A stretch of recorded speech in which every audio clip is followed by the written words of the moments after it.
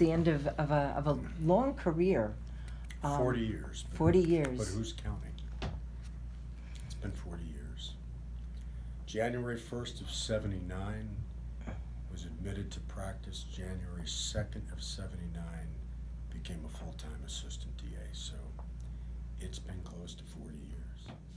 What has it been, sort of now looking back on your career, and it's been 10 years on the bench, right? Correct. As the sole county court judge in Ulster County. Yeah. As you look back on your career, what do you think most about? I think of how fulfilling it's been. Trying to see that people get fair trials, but if they're convicted for violent crimes, suffer the consequences of their conduct. Realizing that sentencing an individual, even for violent crime, is far more difficult than what I imagined when I was DA and an assistant DA. Because you're the last person. You're the one that decides. When you're the last step in the process and you're the one that is actually sending another human being away for long periods of time, and that happens, as you know, Pat, happens frequently. It can be more troubling sleeping at night the night before a sentence than it is standing and recommending it. That has left an impression with me from the first day I took the bench.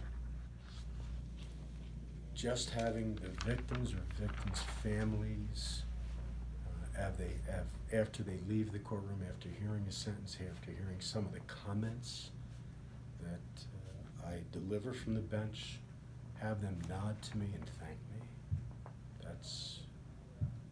For me, there is no better feeling. A close second is having defendants, even defendants that I've sentenced to significant periods of incarceration, thank me for receiving a fair trial.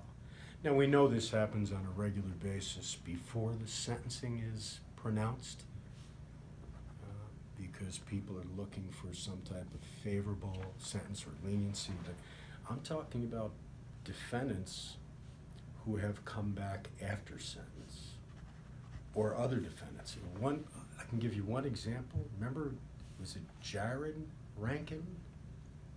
Rankin, I believe, was one of the first major cases I presided over, a series of trials with an execution-style murder.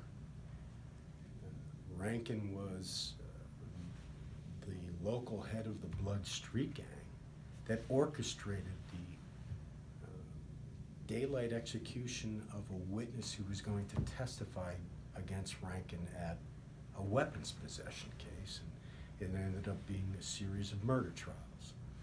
When Rankin's turn came, we were in that back room that sometimes you get a chance to be in when jurors have to be interviewed individually during jury selection.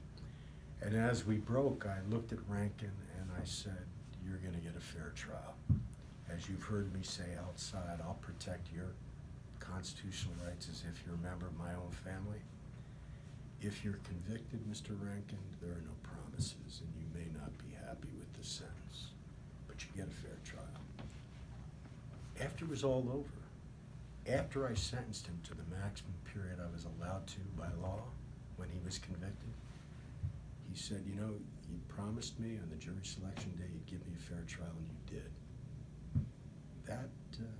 And we've had other people come back from facilities that have mentioned that Rankin was saying that in the facilities. You don't want to appear in front of this guy if you're convicted, because the sentences are tough. But if you try the case, you'll get a fair trial. I pride myself on that, and I'm fulfilled when I hear those statements made.